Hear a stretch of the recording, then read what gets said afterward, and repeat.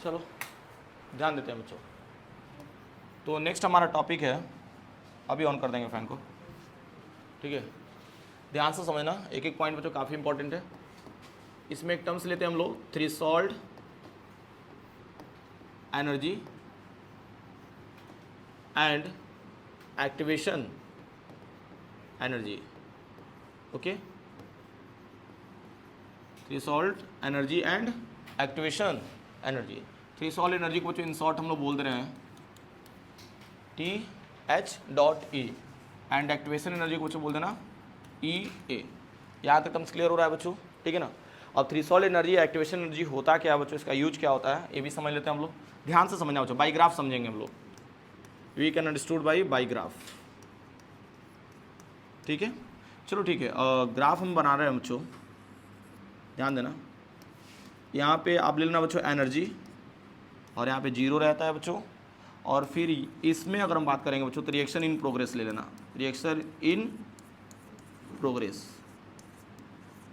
एक एक पॉइंट बच्चों अच्छे से ध्यान देना, ठीक है। मतलब इस साइड जाएंगे बच्चों, रिएक्शन आपका इंक्रीज करेगा, यानी कि रिएक्टेंट से प्रोडक्ट की तरफ कन्वर्ट होगा बच्चों, ठीक है। और ये हमारा एनर्जी का फॉर्मेट है। ओके, चलो खूब ध्यान से समझो। मान लो हमारे पास कोई भी रिएक्टेंट है, ठीक है ना, और रिएक्टेंट को प्रोडक्ट में कन्वर्ट करने के लिए हमको मिनिमम रिक्वायर्ड एनर्जी बच्चों कितनी चाहिए, मान के चलो इतना। ध्यान देना बच्चों, मिनिमम रिक्वायर्ड एनर्जी कितना है, इतना है बच्चों। समझ पा रहे हो ना, एनर्जी का ग्राफ बनाया तो, ठीक है। और ये बताओ, कोई भी रिएक्टेंट अगर हमारे पास है, कोई भी अगर रिएक्टेंट रहेगा उसको बंद खोल सकते हो जाए, और गर्मी हो रही है तो उसको ओपन कर सकते हो, ठीक है ना।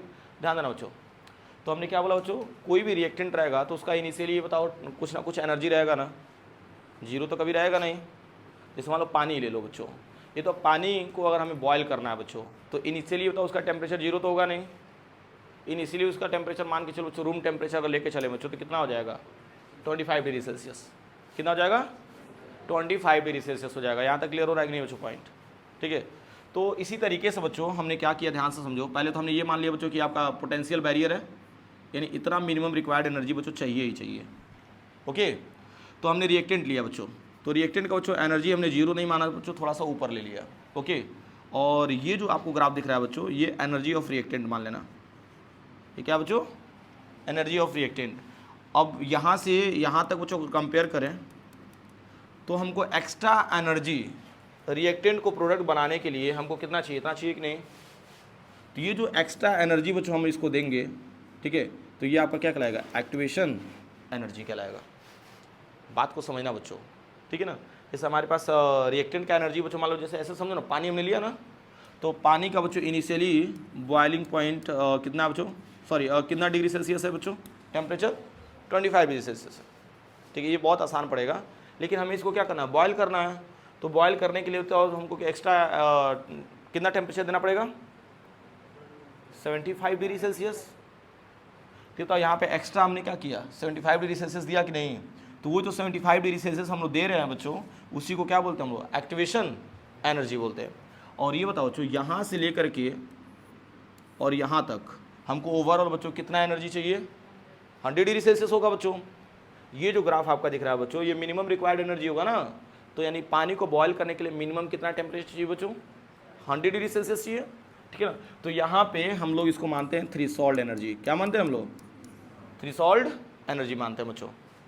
समझ पा रहे हो कि नहीं बच्चों, यही होता है the minimum required energy which are required for the reactant to the convert into product are called, क्या होता है, थ्रेशोल्ड एनर्जी बच्चों। वो मिनिमम रिक्वायर्ड एनर्जी जिससे रिएक्टेंट हमारा किस में कन्वर्ट हो जाता है, प्रोडक्ट में कन्वर्ट हो जाता है, तो उसी को क्या बोलते हैं हम लोग, थ्रेशोल्ड एनर्जी बोलते हैं बच्चों।